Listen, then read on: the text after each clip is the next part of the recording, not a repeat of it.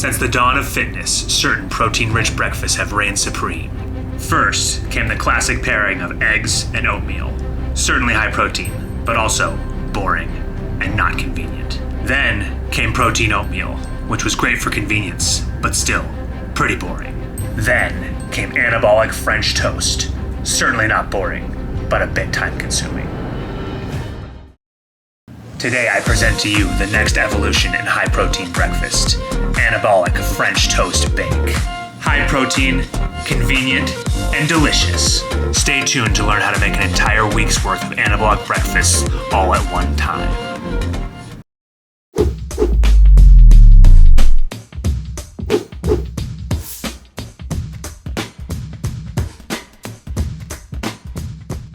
Hey everybody, my name is Scott, and I was able to lose over 100 pounds and keep it off for 7 years. Full story on how I did that coming later. One of the main ways I was able to do that is by finding healthier versions from my favorite foods. Breakfast has always been one of my favorite meals of the day, and today I want to show you a healthier version for one of my favorite breakfasts, French toast. Today we're going to be making a French toast bake, as I call it, which is 4 breakfasts worth of French toast that you can eat throughout an entire week. It's high protein, low calorie, and tastes great. I'm going to be making a full week's worth today in one shot. Before I go any further, I should give credit where it's due and say that this recipe was influenced by one of the greats, Coach Greg Doucette, but I have added my own spin to it. So keep in mind, this is a 4-serving dish that we're making. You can cut it up and make it 8 if you wanted, make it 1, whatever you want to do, but I eat it as 4. I like my recipes to be 2 things. First of all, like I said, I like it to be tasty, still like the real thing, but I also like them to be easy. So there's only 6 main ingredients here that you need. White bread from Walmart, 16 slices, some liquid egg whites, 4 whole eggs, frozen blueberries, cinnamon, and some vanilla, or in this case, imitation vanilla. We're gonna start off by preheating the oven to 375. Next, we wanna make sure we grease the pan. I have forgotten to grease the pan multiple times and it is a sticky mess, so don't do that. So we're gonna take some calorie-free cooking spray and give it a good layer all throughout the pan. Next, we're gonna start cutting our bread into some smaller chunks to go into the casserole pan. I like to cut them into 4 sections going both ways. 4 that way.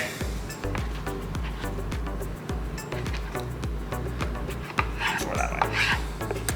After the bread's all been cut, we can add the first 8 slices into the pan.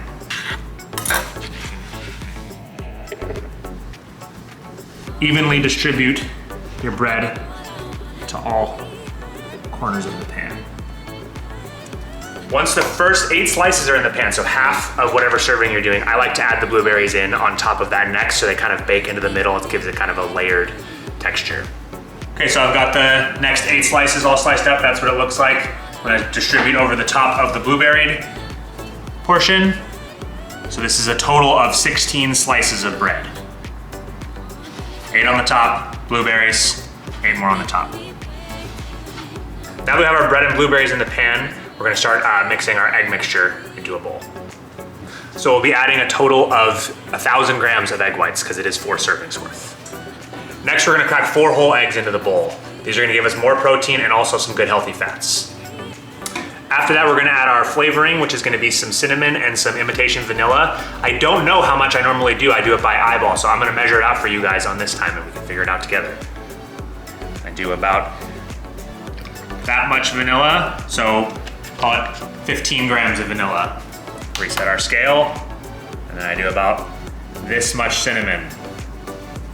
I like a lot of cinnamon. Looks like it's about 20 grams or so.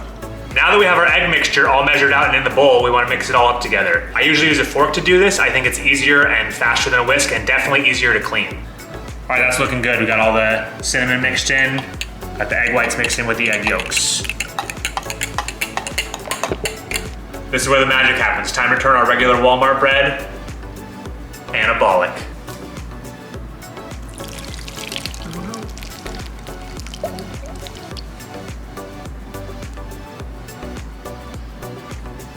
Try to get as much egg coverage on the bread as I can, but if you miss some spots, you can take a fork and just stir some of the dry spots in. Now that we have all our ingredients measured and in the pan, it's time to put it in the oven for 40 minutes at 375 degrees.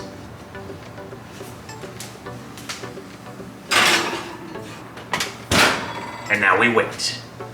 A little longer than a few minutes later. Oh yeah.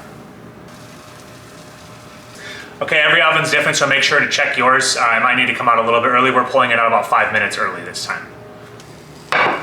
Once it's out of the oven, I usually let it rest for about 5 to 10 minutes just to make sure all the liquid parts are nice and cooked. I want to get these white spots, make sure they're solid formed up. 5 minutes later. Now that our French toast bake has rested for about 5 minutes, we're gonna start to cut it up and plate it up.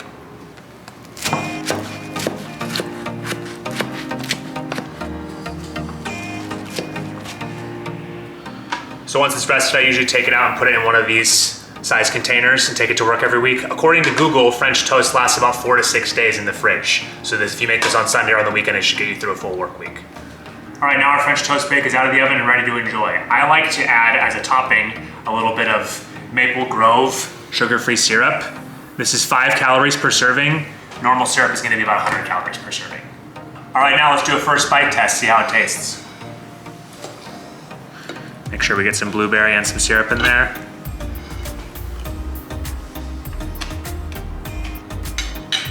Delicious, you would not guess it's good for you.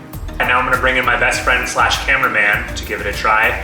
Keep in mind, this is Alex. He does not typically eat anabolic recipes, so if it's him approved, you know it's good for everybody. All right. What do you Wow. think? Wow, that's good. Would you eat that normally? Oh yeah, I would replace my regular French toast with that, for sure. And you can't tell. What would you give the rating out of 10? If you're eating healthy, 10. Yeah, this has to be in your recipe book. All right, it's non-anabolic community approved. Thanks for the review.